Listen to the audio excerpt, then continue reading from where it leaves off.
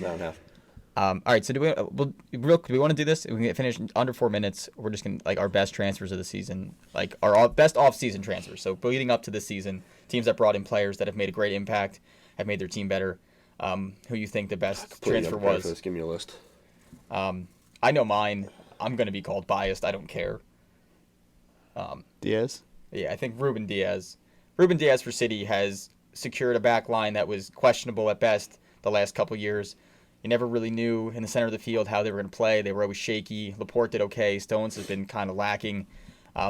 Diaz has solidified that center back spot, and now they have one of the best defensive records in the league. I think he's a great choice. He's a great player, and he fit in so well, and he meshed with the team well, and he meshed with the style well, all within the first 15 games now. So I think I'm trying to find a list. I'm jumbled on like the whole season's being split. I mean, there's a couple you could put out. Yeah, there's definitely a few. The one that's coming to mind for me is Højbjerg for Spurs. Well, he's not the flashiest player. He's kind of, Ruben Diaz has secured the back line. He's kind of been that anchor in Tottenham's midfield. Like he's not super flat. He won't score you goals. He won't provide you a lot of assists, but he'll go into create challenges. Like he fits the way that Mourinho wants to play. I think he's made an impact there. But you could also, as an Arsenal fan, Gabriel's made a big difference for our defense. Obviously, there's still too much wrong with the defense for him to make such a big impact. But he's a step in the right direction. Chelsea, I think Mendy's been a great addition. For sure. At keeper. Anything's a step up from Kepa, but he's also true. Like his start to the season has been great, and then you can even talk about James and some of the additions that Everton put. I want someone to say it. Someone say it. What? Who? One of my favorite players. Ollie Watkins. Ollie Watkins. Yeah. He's up there too. Listen, he might not be in great finishing form, but you can't say the guy doesn't create chances. I mean, he's around every goal they have, whether he's scoring them, shooting, assisting. Yeah. He seems to be around or involved in every build-up play they have. And you got? I was trying to look through. I'm so confused on when people came in. But when did Ben Chilwell come in? The start of this year, right? He signed from Leicester to Chelsea this year. Yeah. So for me, that's a huge transfer for them. They get a wingback who can go up and down the field. He's very good defensively. He can create offensively. Every now and again, he'll get a goal. But the fact that when you can get an outside back who can track back and defend and make those last-second tackles, plus get up the field and swing in crosses that will find hopefully Drew's head every time.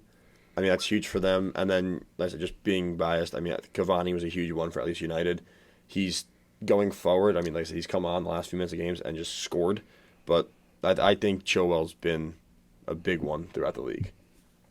So. And Callum Wilson you can add in too. I was going to make you re-say that, but you added the Chilwell thing at the end. So for editing purposes, that'll make my life so much easier. So I appreciate you re-saying Chilwell at the end there. Because I was going to make you say it again. That's so why I had to edit I it put it better. in there. That's why I put it in there. But okay, yeah. I mean, there's been a bunch that have come in, like you said, and you could throw in a bunch of names. I mean, for Newcastle, Callum Wilson has scored a few goals for them, and he's played mostly their games. You did hear me say that, right? Nope. No, I did. Oh, okay. I thought that's why I looked at you immediately as soon as you said sorry. that. Yeah. Dan, my bad. He was talking, and it's all right. I was blinded by the zebra jersey. It was my fucking fault here. And anyone else? I'm trying to think of who else came in. We can't say Werner. We can't say Havertz. Yeah. Thiago Silva, if anyone, you could say. Oh yeah, if anything from Chelsea, Thiago Silva.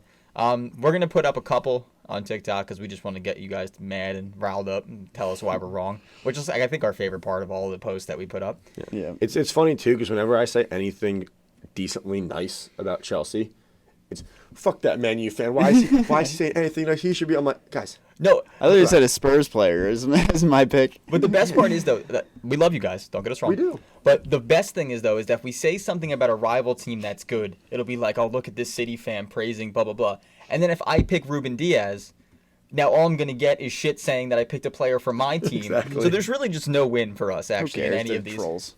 They really are.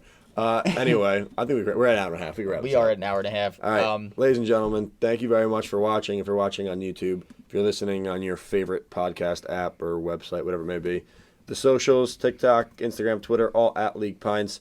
I think